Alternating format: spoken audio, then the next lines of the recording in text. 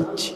আজকে মোবাইল দেখে যে সারা রাত, আমি পরিষ্কার বলতে চাই, সারা রাত একটা ছেলে যদি উলঙ্গ ছবিও দেখে, নর্তকীর নাচ গান, জেনা ব্যভিচারের দৃশ্যও দেখে মোবাইলে, তাহলে একজন ইসলাম সম্মত হালাল স্ত্রী স্বামী স্ত্রী পবিত্র বন্ধনে, তারা একজন স্বামী স্ত্রীর পবিত্র বন্ধন থেকে যে তৃপ্তি মিলে, একটা যুবক যদি সারা রাতও মোবাইলে উলঙ্গ ছবি দেখে, সেই তৃপ্তি কি জুটবে?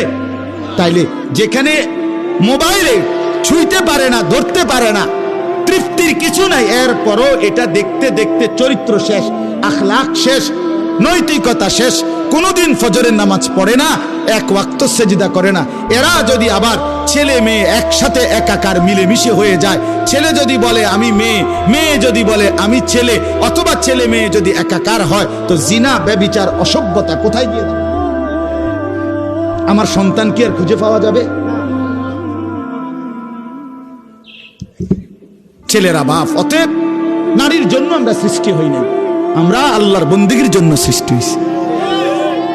নারী একটা প্রয়োজন, তোমার জীব ভিতরে চাহিদা, এটা আল্লাহ প্রদত্ত, এটা পূরণের ব্যবস্থাও আল্লাহ রেখেছেন, আল্লাহ প্রদত্ত, আল্লাহ প্রদত্ত।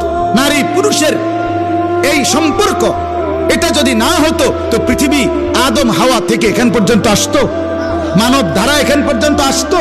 তো সেটা তো আল্লাহ তাআলা কুদরতি ব্যবস্থা রাখছেন। এটা লেগে এরকম কামড়া কামড়ি করার কি আছে? কেউ কি 1 বছরে চেষ্টা করলে এসএসসি পাস করলে তেরবো? তাকে কি 10টা বছর সবর করতে হয় না? তাহলে নিজের মনের কামনা বাসনা পূরণের জন্য আল্লাহ তাআলার দেওয়া নিজাম, স্বামী স্ত্রী বিবাহের পবিত্র বন্ধন, এটার জন্য কি অপেক্ষা করা যায় না? একটু সবর করলে অসুবিধাটা কোথায়?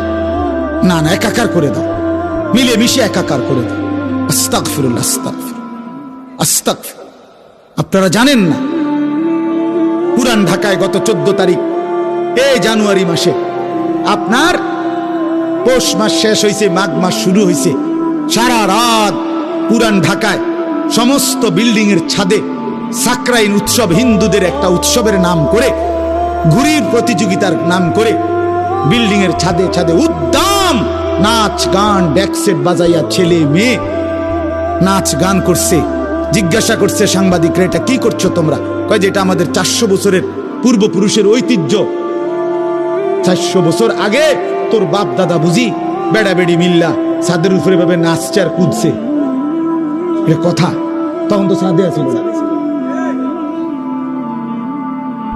বলেন আমরা কোথায় গেলাম?